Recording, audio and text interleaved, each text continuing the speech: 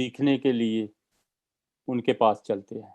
आप सबकी जोरदार तालियों में मैं अदनान गिल साहब को वेलकम कहता हूँ। सबको मेरी जी तरफ ब्रदर, से वेलकम सर।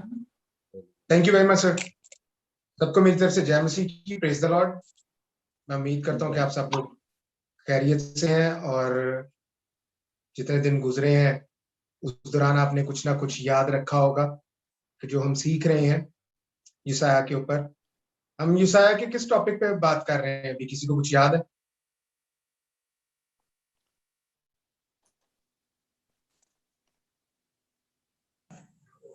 किसी को याद नहीं है कि हम यशायाह के किस पॉइंट पे चल रहे हैं? हम चल रहे थे कि नाउमीदी से उम्मीद की तरफ आ गए थे। हम चल रहे थे एक्सप्रेशंस ऑफ गॉड, यहोवा का नाम लेकर दुआ करने से। एग्जैक्टली हम खुदा के एक्सप्रेशन यशायाह की किताब में देख रहे थे कि खुदा के एक्सप्रेशन क्या है, किस पॉइंट पे, क्योंकि यशायाह की किताब जो है वो 2 से 3 हिस्सों में डिवाइडेड है। तीसरे हिस्से पे हम बात नहीं करेंगे, हम सिर्फ 2 हिस्सों पे बात करेंगे, क्योंकि तीसरा हिस्सा जो है वो अभी कंप्लीट नहीं है थियोलॉजी के लेवल पे। एनीहाउ, सो हम बात कर रहे थे खुदा के एक्सप्रेशंस पे, और लास्ट टाइम जो हमने देखा था कि हमें यहोवा का हमने सीखा था कि यहोवा क्या है, खुदा का नाम क्या है। किसी का ना माइक खुले, आवाज ठीक नहीं आ रही।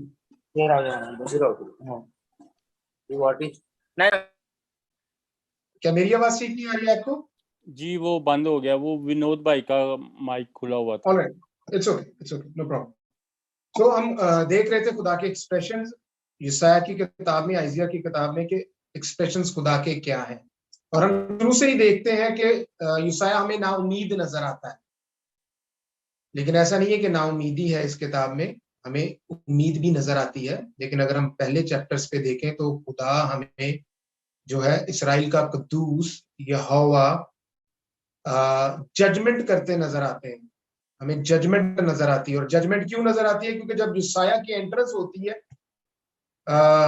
तो तब उजिया बादशाह मर जाता है, और उसके बाद जो है जो सर्कमस्टांसेस होते हैं वो बड़े हाथ से निकल जाते हैं आखस बादशाह के, और आखस बादशाह जो है वो खुदा पे निर्भर नहीं होता, वो निसार नहीं रखता खुदा पर। सो हम देख रहे थे कि लास्ट टाइम जहां पर हमने इसको लेफ्ट किया था कि खुदा हमें यहाँ पे जजमेंट करते नजर आते हैं, गुस्से में नजर आते हैं। जैसा पहला बाब 4 आयत में लिखा हुआ है, आ खताकार ग्रोह, बदकिरदारी से लदी हुई कौम, बदकिरदारों की नस्ल, मक्कार औलाद, जिन्होंने खुदा को तर्क किया, इसराइल के कद्दूस को हकीर जाना। हमने कद्दूसियत पे बात करनी है, हम कद्दूसियत पे भी देखेंगे, और उसके बाद एक और चीज खुदा का दूसरा चेहरा भी देखेंगे कि खुदा हमें क्या नजर आते हैं इस किताब के अंदर, कैसे नजर आते हैं, सॉरी क्या नहीं, कैसे नजर आते हैं। सो इसराइल के कद्दूस को हकीर जाना और गुमराह और बरगश्ता हो गए। और यहाँ पर खुदा की कदूसियत नजर आती है। जितना गुनाह ज्यादा आता है, खुदा हमें इस किताब में उतने ज्यादा नजर आते हैं। उसकी वजह क्या है? खुदा हमें जितना गुनाह ज्यादा है यशायाह की किताब में, उतना ज्यादा खुदा हमें नजर क्यों आते हैं? अगर कुछ आइडिया हुआ हो किसी, कोई व्यू किसी का। मेरे ख्याल में खुदावन ने यही कहा था कि मैं, मतलब हम यीशु की बात करें तो उन्होंने यही कहा था कि गुनाहगारों के लिए है, डेफिनेट बात है, जो बीमार है उसके लिए ही है। तो अगर इधर नाउमीदी है या कोई गुनाह है तो खुदावंद इसलिए ज्यादा नजर आ रहे हैं। Okay, that's wonderful. गुनाह की वजह से नजर आ रहे हैं। समबडी एल्स, कोई और? एक और बात कलाम में लिखा है कि जहां भी ज्यादा गुनाह हुआ वहां खुदा का फजल ज्यादा हुआ। ओके, लेकिन यहाँ पर हमें खुदा किस रूप में नजर आ रहे हैं? हम उनके रूप देख रहे हैं मीन्स से। बिल्कुल परफेक्ट आंसर है, नो डाउट। आप दोनों ने बिल्कुल सही कहा कि गुनाह की वजह से खुदा यहाँ पे नजर आते हैं, लेकिन खुदा यहाँ पर हमें क्यों नजर आते हैं ज्यादा? गुनाह की वजह से, पहली बात। दूसरी बात, जजमेंट करते हुए नजर आते हैं। वो इसराइल को जज करते हैं, मीन्स इसराइल मीन्स याकूब के घराने को टर्मिनोलॉजी यूज करता है, क्योंकि यशायाह यहूदा में है। इट डजंट मीन कि वो भूल गया है कि इसराइल है। वो 12 कबीलों की बात करता है, 2 कबीलों की बात नहीं करता। इधर वो यहूदा में रहता है, यहूदा में वो बात कर रहा है, यहूदा के बादशाह से बात करता है, इसराइल के बादशाह से बात नहीं कर रहा वो। बट फिर भी वो जब भी बात करता है वो इसराइल का कद्दूस लफ्ज यूज करता है, और ये बड़ा इंपॉर्टेंट है कि वो इसराइल पूरे को 12 के 12 कबीलों को बीच में इन्वॉल्व करता है, खाली 2 कबीलों को नहीं करता। वो यहूदा का जिक्र नहीं करता, वो इसराइल का जिक्र करता है, इसराइल के कद्दूस का जिक्र करता है। जहां पर हम इसको नाउमीद देखते हैं 8 बाब में, ईसाया 8 बाब में, वहां पर लिखा है कि याकूब के घराने से खुदा अपना चेहरा छुपा लेते हैं।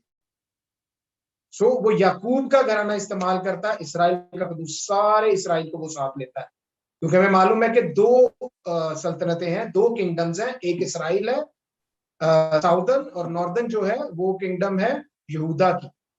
सो यूसाया जो था वो यहूदा में था, इसलिए यहां पर हमें खुदा का जो चेहरा नजर आता है वो गुस्से में नजर आता है, फैसला कुन नजर आता है। और फैसला कुन क्यों है, किसी को अगर याद हो तो, खुदा यहाँ पे फैसला क्यों कर रहे हैं?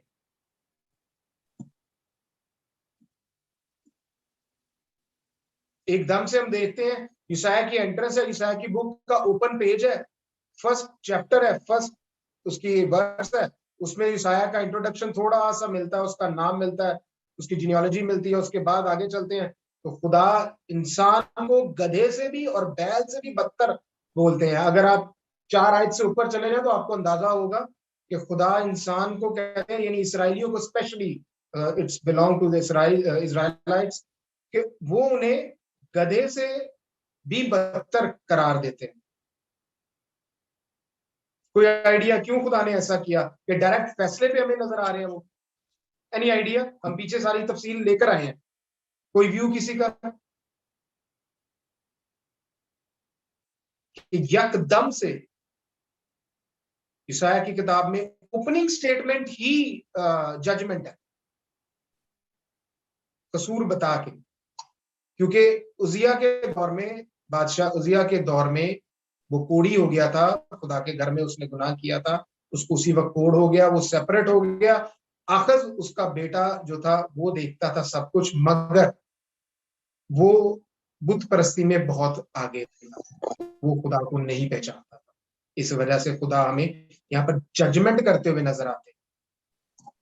मगर खुदा जब जजमेंट करते हैं, गुस्से में नजर आते हैं, उनका गुस्सा हमें पहले बाब 4 आयत में भी नजर आता है। उसके बाद यूसाया का 5 बाब 24-25 आयत, अगर किसी के पास ओपन है, 5 बाब 24-25 आयत।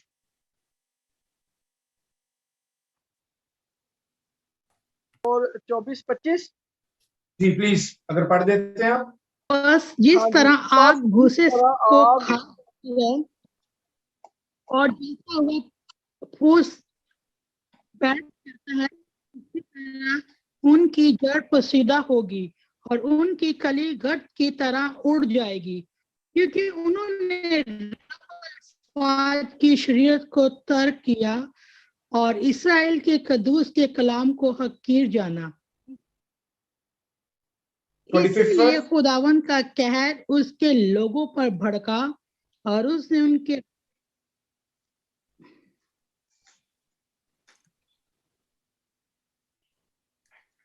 हेलो जी बेनसरीन, जी, आपकी आपका ना आवाज नेट कट गई। प्रॉब्लम दे रहा है थोड़ी।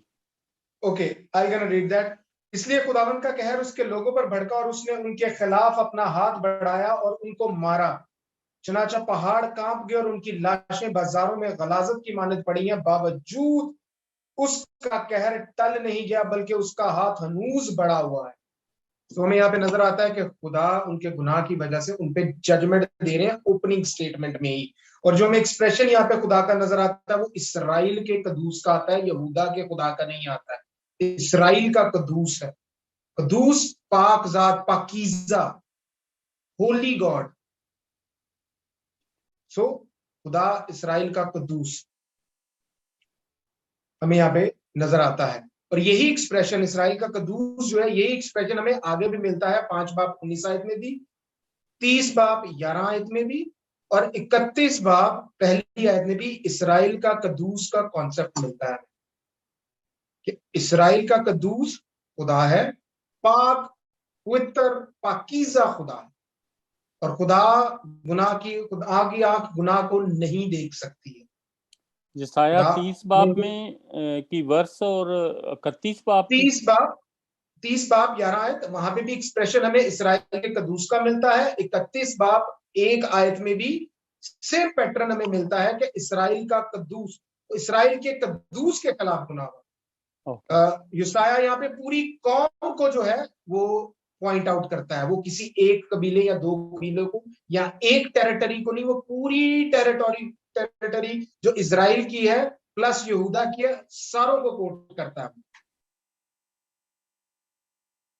खुदा की आंख गुनाह को नहीं देख सकती है, और उसकी यशाया की किताब में हमें कैसे पुष्टि मिलती है, यानी कैसे उसका हमें ऑथेंटिकेशन मिलती है।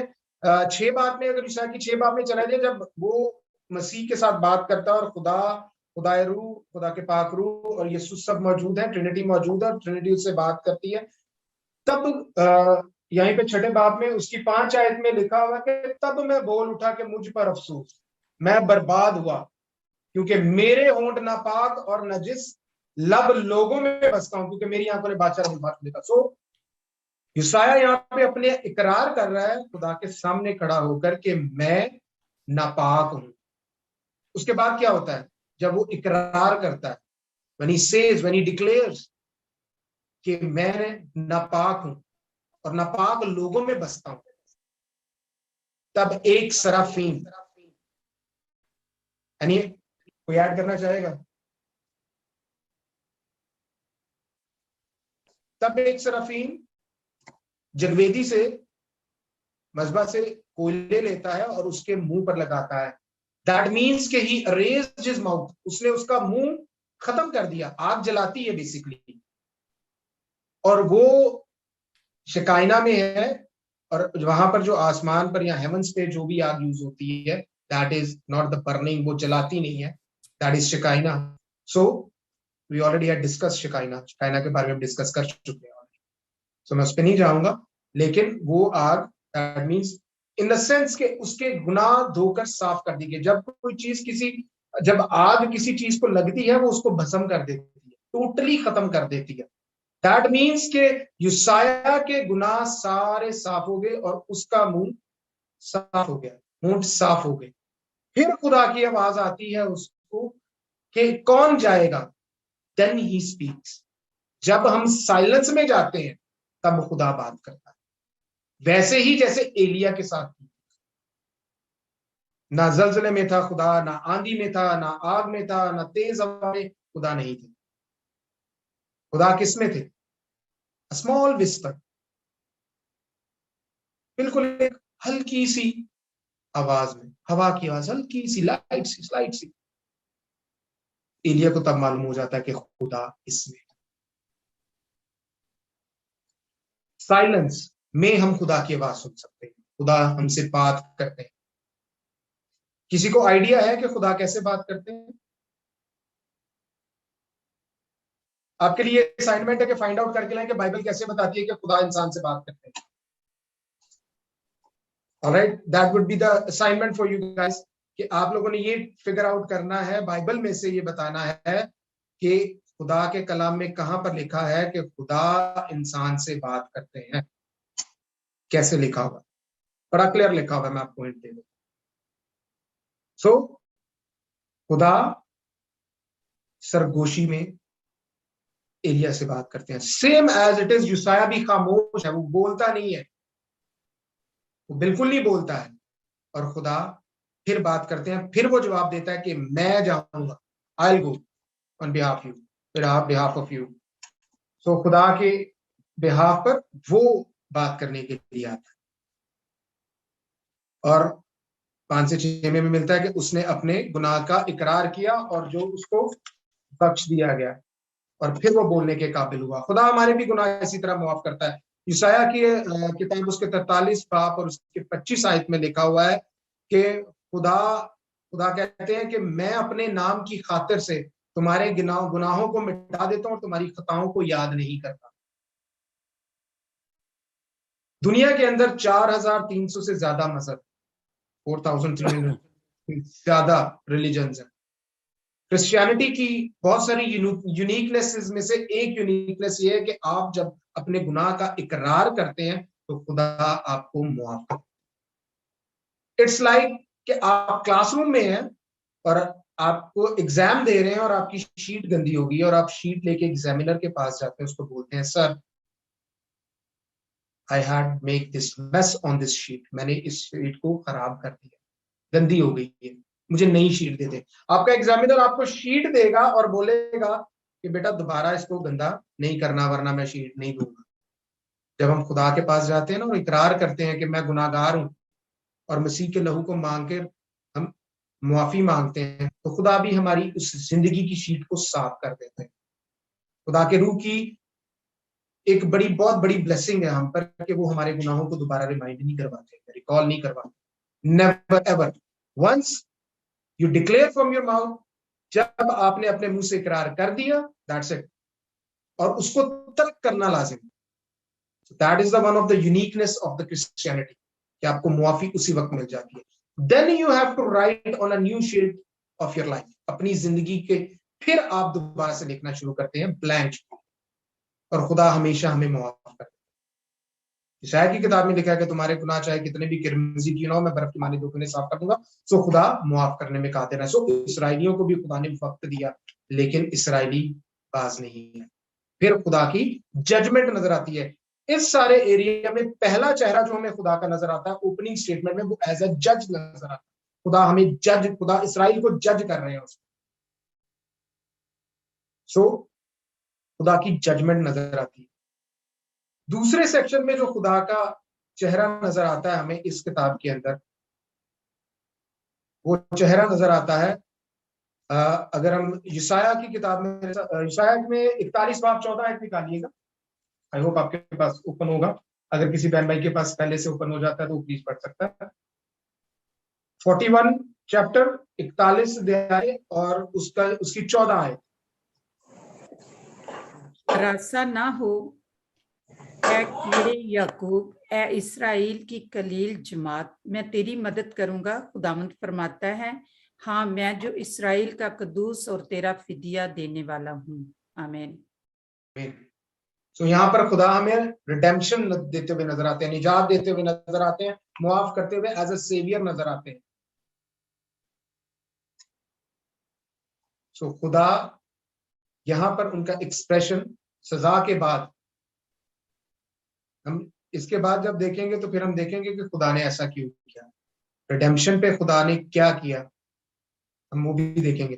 फिल वक्त खुदा हमें यहाँ पे छुड़ाते हुए नजर आते हैं एज अ रिडीमर, छुड़ाने वाले, बचाने वाले, सेवियर और खालिक नजर आते हैं, एलोहीम नजर आते हैं। वही एलोहीम जो क्रिएशन के वक्त थे, खुदा जो क्रिएटर है, वो हमें नजर आते हैं यहाँ पर, इस्राएल का कद्दूस। तो यहाँ पर हमें और चीज है, मोमेंट,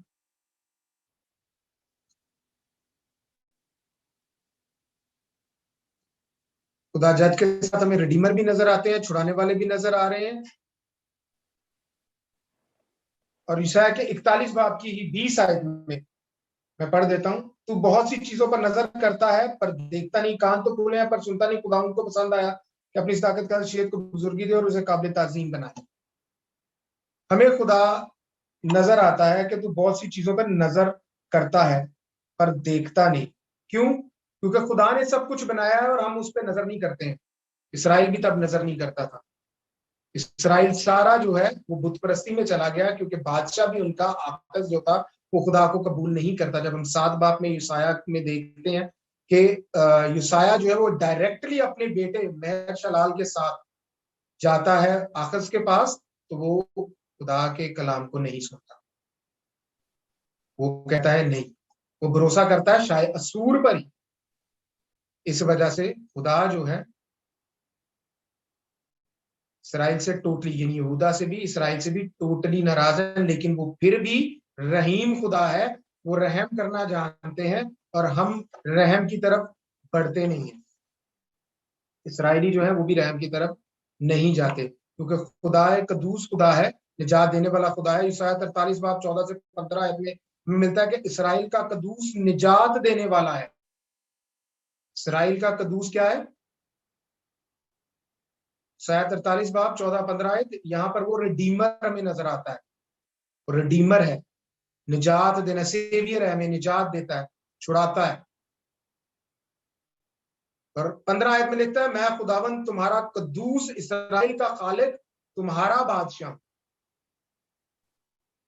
अगर हमें याद हो, हम वापस सैमुएल की किताब में अगर जाएं, पहला सैमुएल 8 बाब 7 आयत में लिखा हुआ है कि जब इसराइली बादशाह की डिमांड करते हैं तो सैमुएल जो है वो गुस्से में आ जाता है और खुदा सैमुएल से कहते हैं कि उन्होंने तेरी नहीं मेरी हकारत की है कि मैं उनका बादशाह ना रहूं।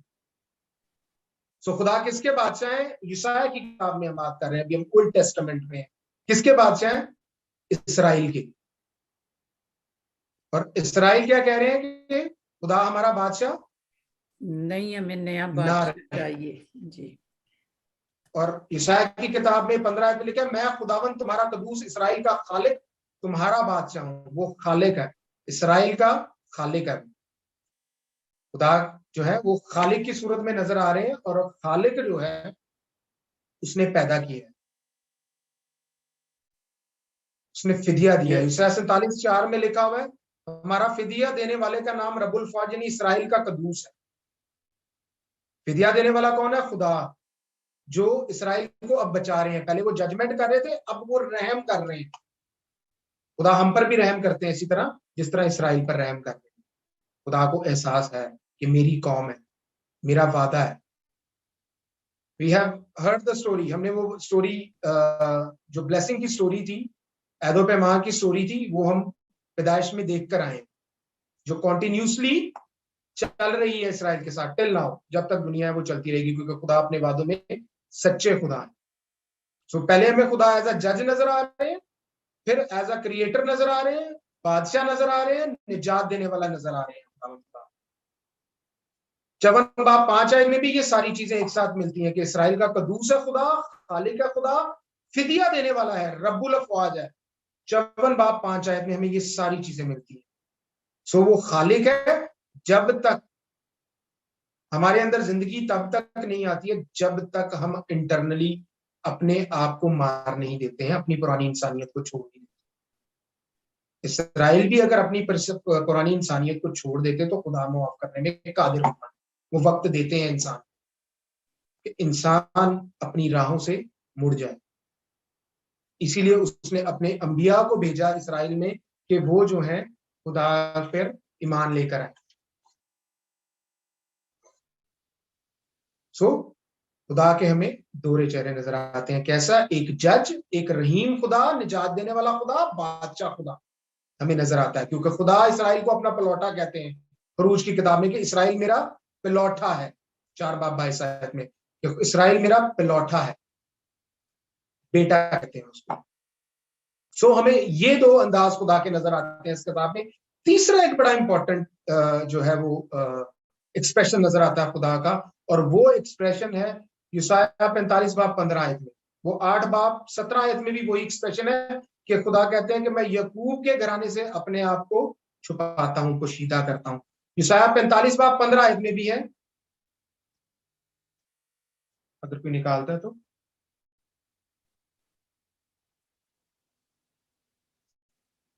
किसी के पास ओपन है? यशायाह 45 बाब ए इस्राएल के खुदा, ए निजात देने वाले, यकीनन तू पोशीदा खुदा है। आमीन। Thank you sister. सो खुदा क्या है? पोशीदा है। तो पोशीदा क्यों है खुदा? I had a question for you guys. खुदा पोशीदा क्यों नजर आता है? इसराइल के गुनाहों की वजह से। Okay, that's good. इसराइल के गुनाहों की वजह से पोशीदा नजर आता है, क्योंकि उनसे चेहरा हटा लेते हैं अपना। क्योंकि वो सेम ही जैसे पास्टर जी ने बताया भी, क्योंकि खुदा की आंख जो है वो बदी को देख नहीं सकती। परफेक्ट। तो जैसे उन्होंने कहा कि गुनाहों से और बदी को देख नहीं सकती। ओके,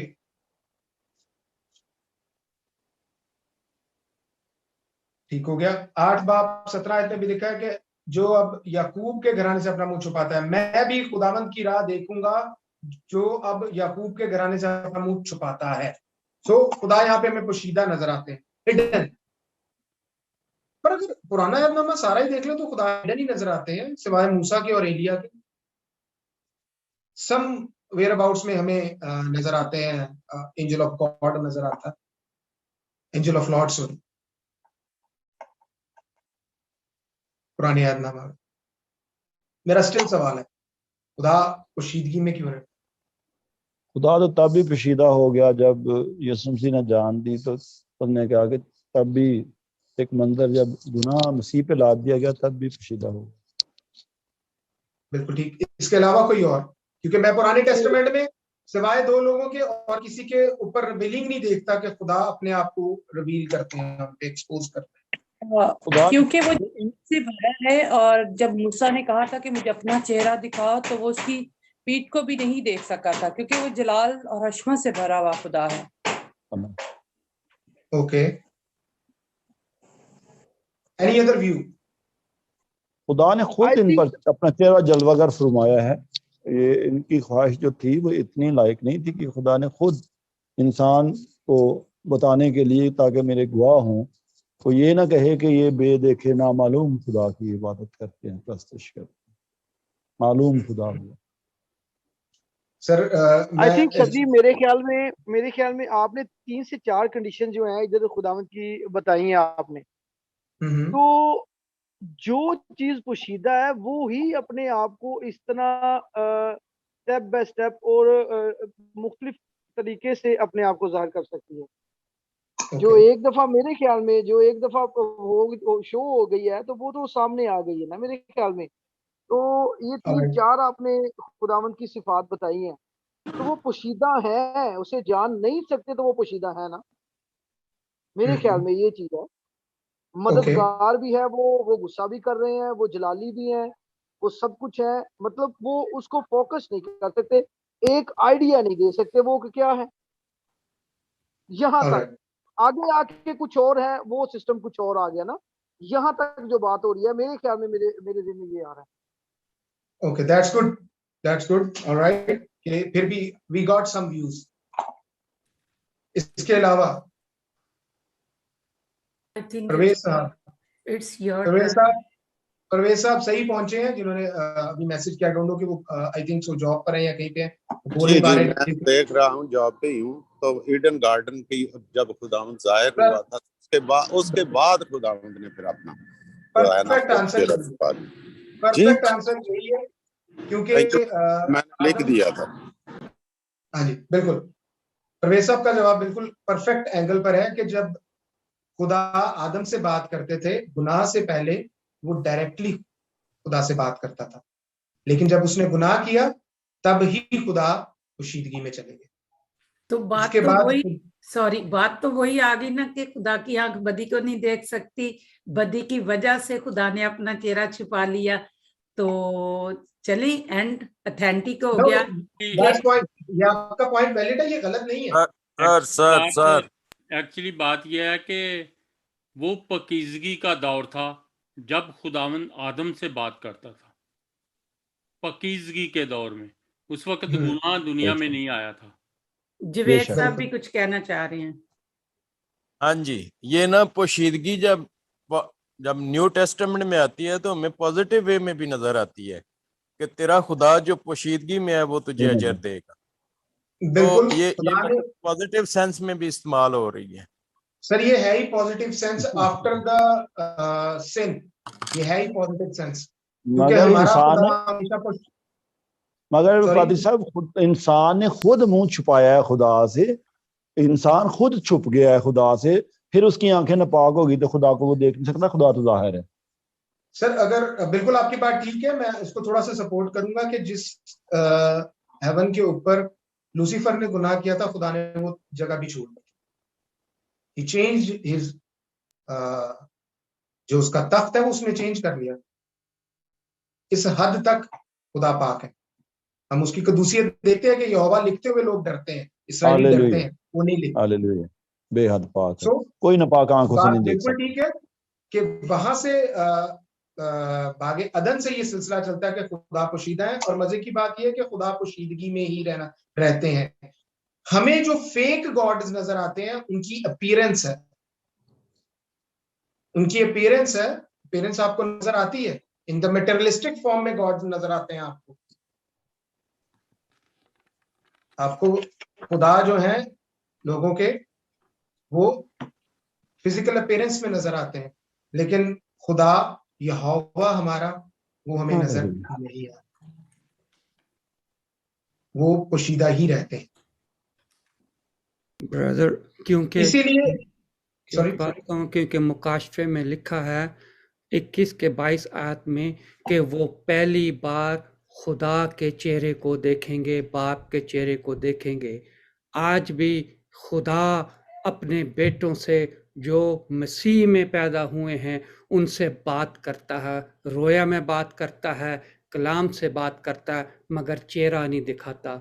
चेहरा वो सिर्फ मुख एंड में दिखाएगा, उसने कहा, क्योंकि फिर तुम खुदा के चेहरे को देखोगे। परफेक्ट सर, क्योंकि आपकी बात को मैं सपोर्ट कर देता हूं, आपने बिल्कुल ठीक कहा है। इसको मैं सपोर्ट इस तरह कर देता हूं कि अब खुदा का रूह हमारे साथ बात करते हैं, ही टॉक्स टू अस। खुदा का रूह जो है, होली स्पिरिट जो है, वो हमसे बात करते हैं, वो हमें सिखाते हैं, वो हमें बताते हैं, हमारे साथ बात करते हैं। खुदा खुद बात नहीं करते हैं। सो समटाइम्स मैं स्टेटमेंट सुनता हूँ, लोग कहते हैं खुदा ने मुझसे बात की। God never talks.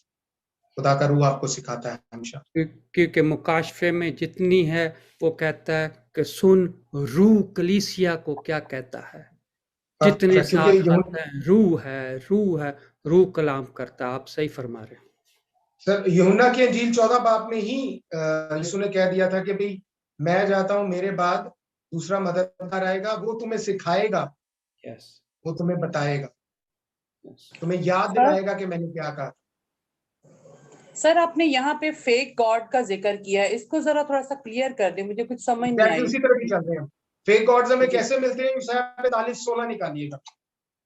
I think it's open for me. Exactly 45 बाब की 16 आयत।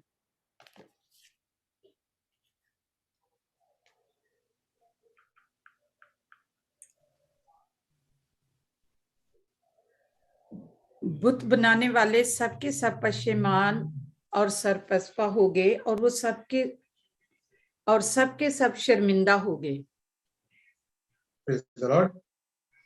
खरूज 20 बाब 4 से 5 आए। हम जरा ओल्ड टेस्टामेंट में चले जाते हैं, यानी ओल्ड टेस्टामेंट में ही है, लेकिन हम इनिशियल में चले जाते हैं, जब खुदा मूसा को सारी शरीयत देते हैं। लेट्स सी वहां पर खुदा क्या है। खरूज कौन सा बाब? 20 बाब 4 से 5।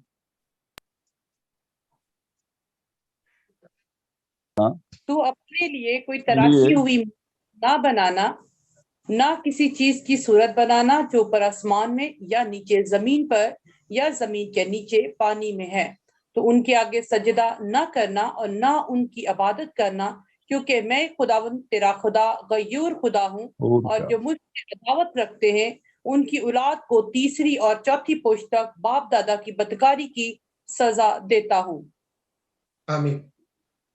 तो खुदा ने कहा है कि कोई सूरत, कोई मूरत, ये खुदा के अल्फाज हैं, खुदा ने खुद लिख कर दिए हैं मूसा को। बाइबल हमारी दुनिया की वो वाहिद किताब है जिसमें खुदा की हैंड राइटिंग मौजूद है, विद हिज ओन हैंड। ये दुनिया की वो वाहिद किताब है। कोई 4300 से ज्यादा मजहब है, कोई ये बात क्लेम कर ही नहीं सकता। Nobody can claim that except the Christianity and the Jews also. इसके अलावा कोई इस बात को क्लेम नहीं कर सकता। सो द पॉइंट इज कि कोई सूरत, कोई मूरत। अब यहाँ पे मैं एक बड़ी कड़वी सी बात कहूंगा, आई होप आपको पसंद नहीं आएगी आप सबको, कि हम लोग जो अपने घर यीशु की तस्वीरें लगाते हैं वो यीशु नहीं है, basically he is an actor.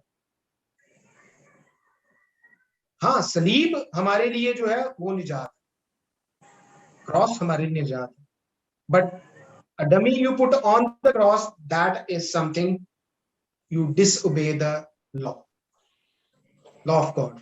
खुदा के आप कानून को तोड़। खुदा ने कहा कोई सूरत, कोई मूरत, खा आसमान चाहे जमीन का, जमीन के नीचे किसी की कोई सूरत मूरत नहीं। हमारा खुदा हिडन है, बट खुदा का रूह हमारे साथ है, हमें गाइड करता है। अभी परवेज साहब ने बड़ी अच्छी बात की कि आज के खादम भी ऐसे ही मटीरियलिस्टिक। मैं रात को एक वीडियो मुझे किसी ने पोस्ट किया, I was watching that and I was surprised. बहुत बड़ा खादम है and he is announcing in his church, वो अपने चर्च में अनाउंस कर रहा है कि I need a jet, private jet चाहिए और उसकी कॉस्ट है $65 million. Church has to bear it, church के लोग उसको देंगे पे करने। और किसी क्रिटिक्स ने ये सवाल किया, क्रिटिक करने वाले ने सवाल किया कि भाई अगर मैं तो यीशु के बारे में पढ़ रहा था तो यीशु तो हमेशा पैदल ही जाता था, वो तो खुदा था। इफ ही यूज द सी और द रिवर तो वो कश्ती में सफर करता था, अदरवाइज बाय फुट जाता। नाम बहुत सारे हैं, पर ऐसा आप सही कह रहे हैं, but I don't want to mention the name. एक नहीं कितने नाम है, लेकिन मैं नाम मेंशन नहीं करूंगा। They are alive, still alive, जिंदा हैं अभी, वो खिदमत कर रहे हैं। That is very surprising thing. So कोई सूरत कोई मूरत नहीं, हमारा खुदा पोशीदगी में। क्यों पोशीदगी में? वो भाग्यदन में पोशीदगी में चला है। पुराने अहदनामे में खुदा कैसे बात करते थे? Angel of the Lord. Angel of the Lord कौन है वो फिर किसी दिन बात करेंगे। बाहर कैफ खुदा बात करने का जरिया है, तरीका है। जो मैंने असाइनमेंट दी उसमें आपको पता लग जाएगा कि कैसे है। यशायाह 64 बाब में भी, 64 बाब 8 आयत में भी है कि खुदा हमारा बाप भी है जिसने मुंह छुपाया है। 64 बाप निकालिएगा, 8 आयत। That is one of the most important verse. Please आप बुक का नाम बता 64 यशायाह में से। हाँ जी, 64 की कौन सी वर्ड है? वर्स है वर्स 8, बल्कि 7 से पढ़ ले ज्यादा अच्छा।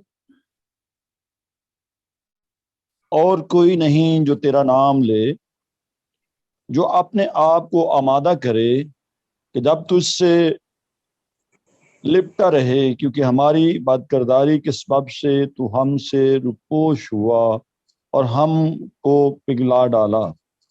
तो भी है खुदावन, तू हमारा बाप है। हम मत आमीन। इट्स एनफ, यह तक सर, थैंक यू। सो वो हमारा बाप है। इसराइलियों के मुताबिक, हम ओल्ड टेस्टामेंट में बात करें, मैं ओवरऑल बात नहीं करूंगा अभी, हम यशायाह की किताब में ही रहेंगे, उससे बाहर नहीं आएंगे। सो यहाँ पे भी वो कहता है कि तू हमसे रूपोश हुआ, तो भी रूपोश हो गया खुदा। हिजकिय्याह में भी 39 बाब 23 आयत में लिखा है, मैंने उनसे मुंह छुपाया। और 39 की 29 आयत में लिखा है, मैं दोबारा मुंह नहीं छुपाऊंगा।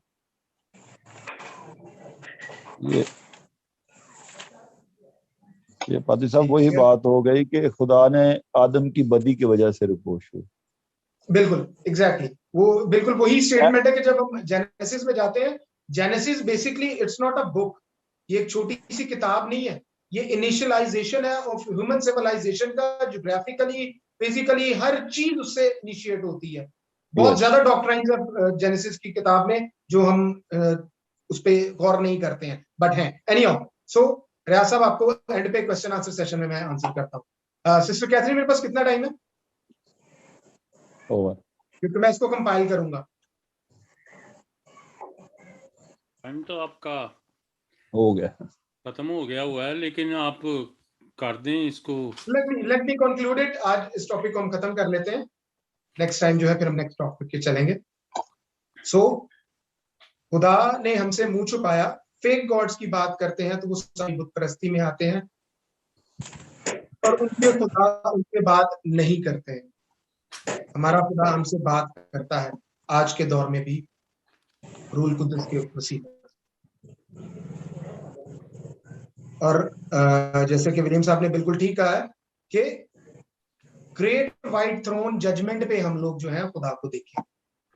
वो लोग जो ईमानदार है, जिनका नाम किताबे हयात में मिलेगा, obviously they will gonna stay with God, वो खुदा के साथ रहेंगे। नए यरूशलेम में, हम नए यरूशलेम को भी पढ़ेंगे, इसमें नई जगह को पढ़ेंगे अगले आने वाले लेक्चर में, अगर खुदा ने जिंदगी दी, उनका फजल रहा। जरूर।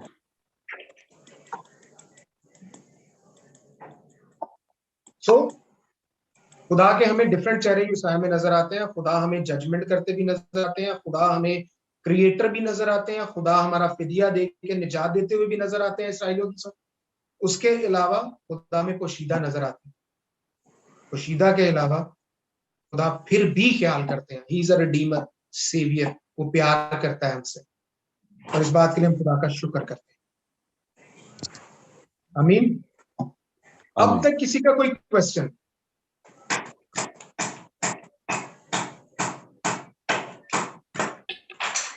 हेलो जी, ये क्या हो रहा है जी? जी इरफान भाई, अच्छा जी, मेरे दिल में एक क्वेश्चन आ रहा था, वो कि बाइबल में लिखा हुआ है कि जिसने मुझे देखा उसने खुदा को देखा। खुदा ने बोला ना, खुदा यीशु मसीह ने, यीशु ने बोला, हाँ खुदा यीशु मसीह ने बोला जिसने मुझे देखा उसने खुदा को देखा। तो क्या हम इसको इस सेंस में ले सकते हैं या नहीं? बस इतनी सी बात, ज्यादा डिटेल नहीं, क्योंकि मैं दूसरों को भी टाइम देना चाह रहा हूँ। क्या हम इस सेंस में ले सकते हैं इसको? जिसने मुझे देखा उसने बाप को देखा, ये इसका कॉन्टेस्ट ऊपर से नीचे आप पढ़े, सियाको सबाक पढ़े, आपको अंदाजा हो जाएगा। क्योंकि खुद मसीह से कहा गया था कि हमें बाप को दिखा, उसके शागिर्दों ने बोला था उसको, उसने जवाब दिया था कि भाई जिसने मुझे देखा उसने बाप को देखा। मेटाफोरिकली कहा है, क्योंकि बाप को देखने के लिए पहाड़ जल गया सारा, होरब का पहाड़ आज भी जला हो, उतना पोर्शन खराब है। तो खुदा को आप डायरेक्ट जलाल में नहीं देख सकते हैं। हाँ, मसीह खुदा है, ही इज क्रियोस, वो यहोवा है, इसमें कोई शक नहीं है। बट मसीह भी अपनी फिजिकल फॉर्म में था एज अ ह्यूमन। सो इसमें दुरुस्त है। अगर मेटाफोरिकली यीशु कह रहे हैं तो परफेक्ट सही कह रहे हैं वो, कि जिसने उनको देखा, क्योंकि मसीह भी वही कुछ करते हैं जो खुदा करता है। ही इज अ क्रिएटर। अंधे की आंखें नहीं थी, जन्म के अंधे की आंखें नहीं थी, उसकी आंखें खुदा ने बना दी, मसीह ने, सॉरी, उसको आंखें दे दी। वो वैसे भी कहता तो उसकी आंखें आ जानी थी, बट स्पेशली उसने मिट्टी गूंदी और गूंद के आंखों पे लगाई। थैंक यू भाई जी, thank you so much, welcome. इसके अलावा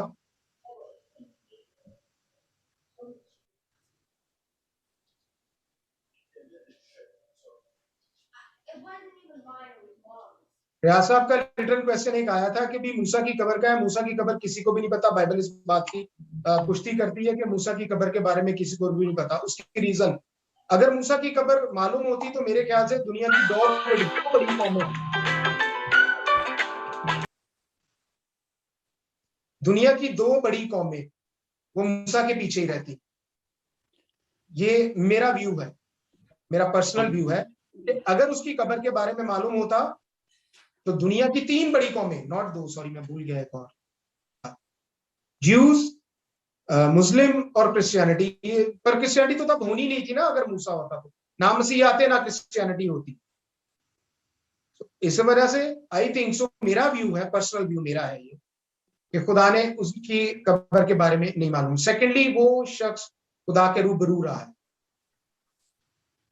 जी बहुत शुक्रिया जनाब, बहुत शुक्रिया जनाब। सिर्फ इतना पता है कि वो मोआब की वादियों में उसकी कब्र है और खुदा के फरिश्तों ने उसे दफनाया हुआ है, लेकिन ये वो है कहाँ पे। बिल्कुल, मिकाईल आया था उसकी लाश लेने के लिए, क्योंकि फरिश्तों ने, सॉरी, लूसीफर ने बहुत कोशिश की थी कि वो लाश ले ले, लेकिन वो नहीं ले सका था। अदनान भाई, पहले वाली बात ही बहुत हद तक जो है वो ठीक लगती है। बेशक कहीं लिखा नहीं हुआ, क्योंकि जैसे मूसा जो है वो बनी इस्राइल को मुल्क मिस्र से निकाल के लेके आया और खुदावन ने मुजज़े किए और मूसा खुदा के पास गया और उसके चेहरे पे नूर था, ये सारा कुछ इस्राइल देख रहे थे। तो वाकई अगर इस्राइल ये दफन करते उस वक्त मूसा को, तो यकीनन वो उसकी पूजा करते, really, no doubt, उस कब्र की वो पूजा करते, इसमें कोई शक नहीं है। तो खुदा की ये प्लानिंग नहीं थी, क्योंकि खुदा वाहिद खुदा है, तो इसलिए उसकी कब्र इस्राएलियों को आज तक भी नहीं पता कि कहाँ है कहाँ नहीं है।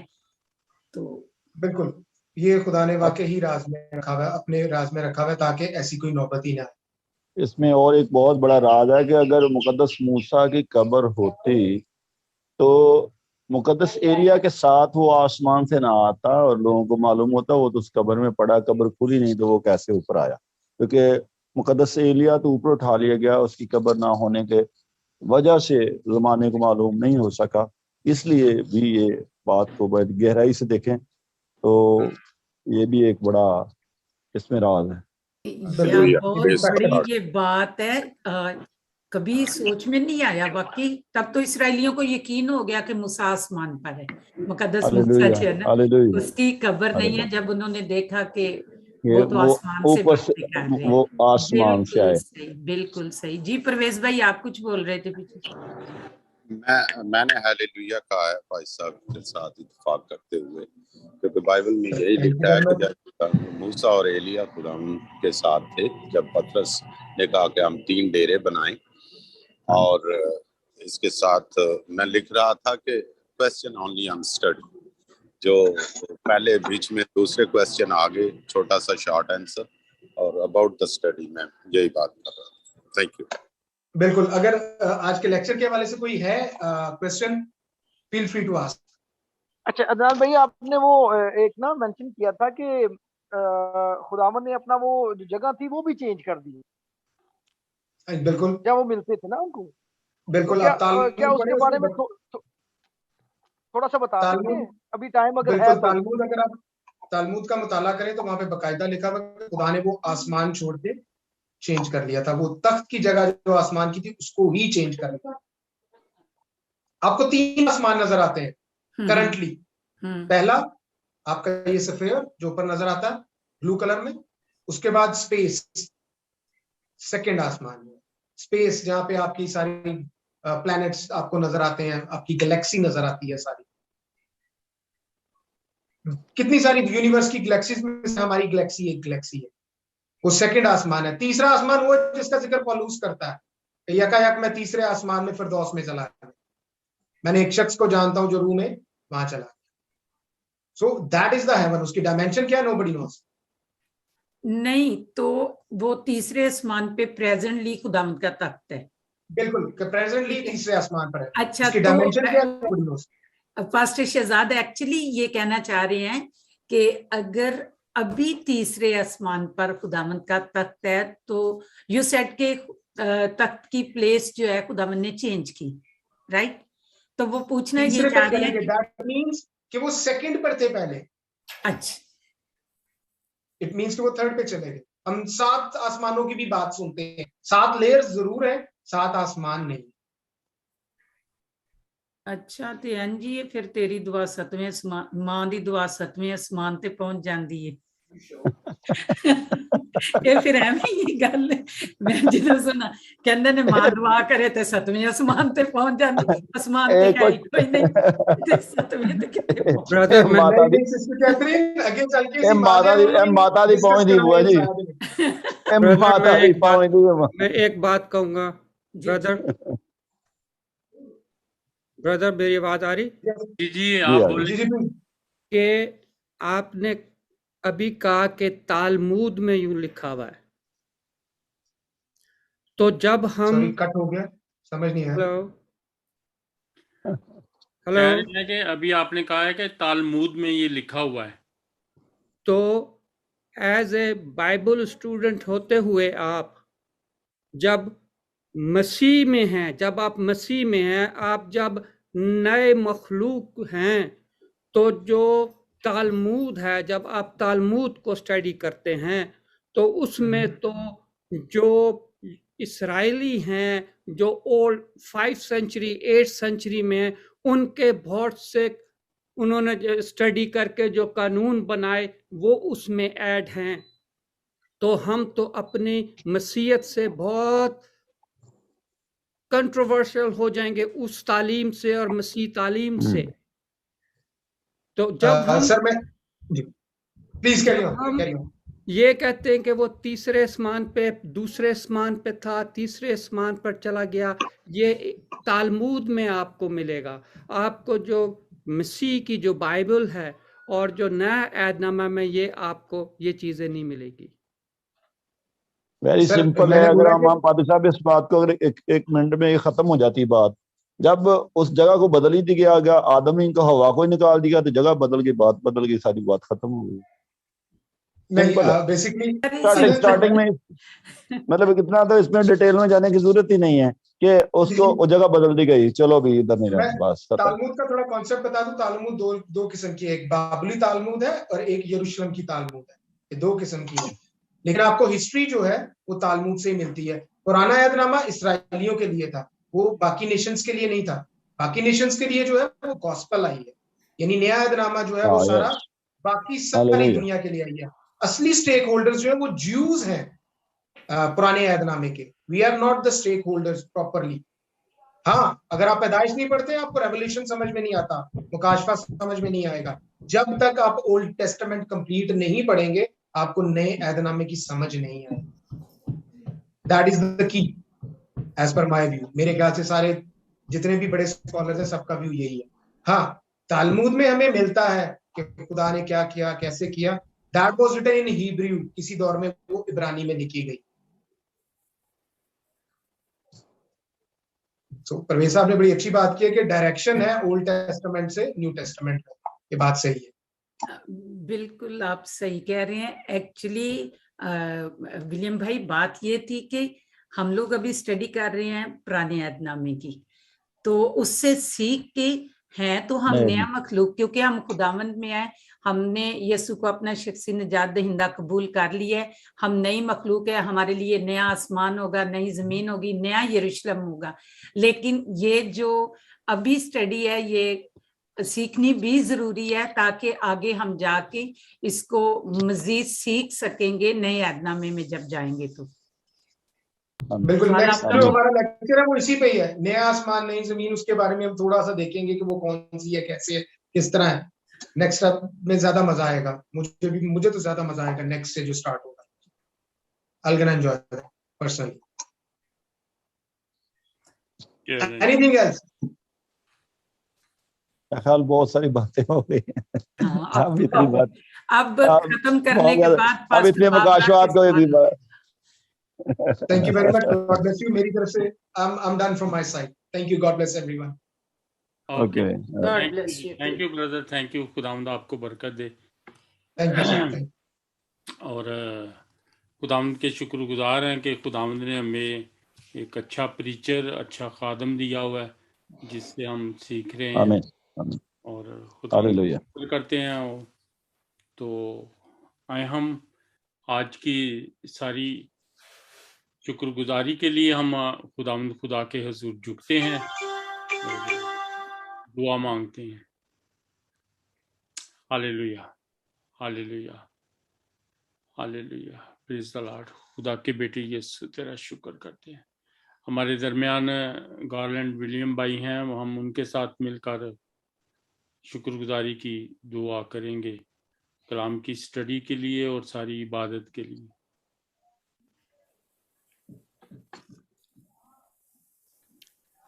Hallelujah, hallelujah, hallelujah. कुद्दूस बाप, तेरी हम, तेरी तारीफ, तेरी सना हो, क्योंकि तू ही हम दर सताइश के लायक है।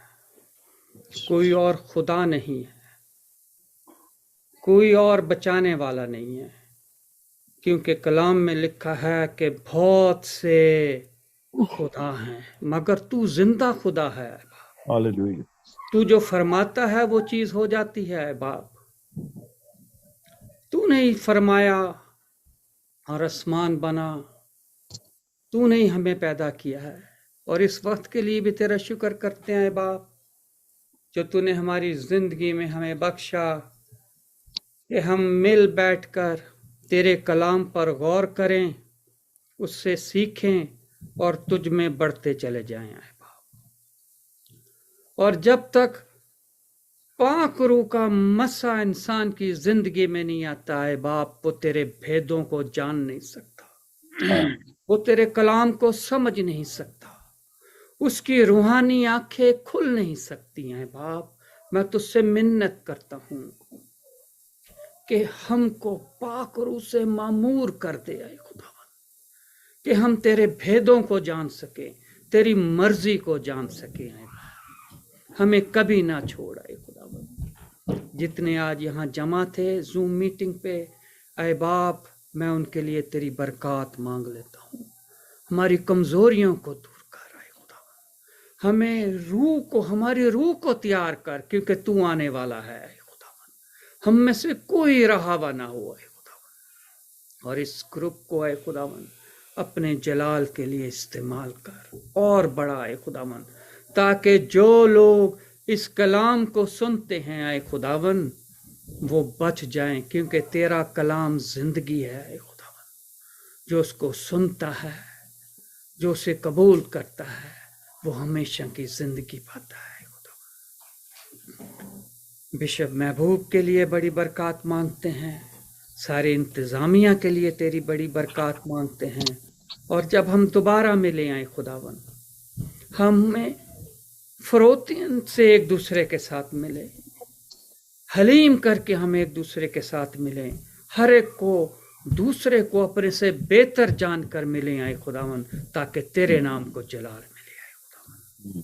सबको बड़ी बरकत दे, हमारे साथ रहे और हमें कभी न छोड़। सब कुछ मांगते हैं तेरे बेटे यीशु के नाम से, आमीन आमीन। हाँ, ये हम खुदावंद की सिखाई हुई दुआ में शरीक हो। हमारे बाप तू जो आसमान पर है, तेरा नाम पाक माना जाए, तेरी बादशाही आए, तेरी मर्जी जैसे आसमान पर पूरी होती है जमीन पर।